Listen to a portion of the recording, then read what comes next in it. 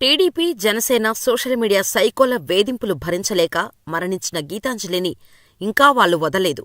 Fake వీడియోలు సైతం తయారుచేసి, దానికి వాయిస్ మిక్సింగ్ చేసి, ఆమె వ్యక్తిత్వం మరింత దెబ్బతినేలా ప్రచారం చేస్తున్నారు. దీన్ని సమాజం గుర్తిస్తోంది. తగిన బుద్ధి చెప్పేందుకు సిద్ధంగా ఉంది. శవాలను, కళేబరాలను పీక్కు తినడం రాబందుల జీవన విధానం. అవి దొరక్కపోతే రాబందులు తిండిలేక అంతరించిపోతాయి.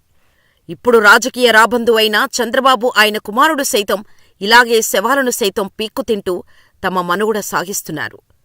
తాము చేసింది తప్పు, కుట్ర అనేది లోకానికి తెలిసి ప్రశ్నిస్తారు అనే పరిస్థితి రాగానే వాళ్ల క్యారెక్టర్, వ్యక్తిత్వాన్ని డ్యామేజ్ చేసే పనికోసం తమ మీడియాను, సోషల్ మీడియాను పురమాయిస్తారు.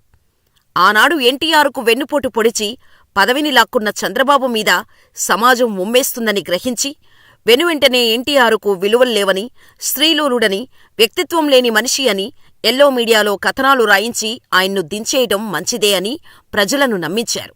తర్వాత ప్రజారాజ్యం పార్టీని పెట్టిన చిరంజీవిని సైతం అలాగే డ్యామేజ్ చేసి పరువు తీశారు.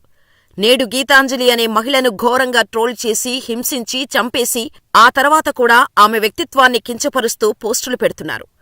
చావు కూడా చంద్రబాబుకు రుచించినట్టుగా ఇంకెవరికీ అచ్చిరాలేదేమో.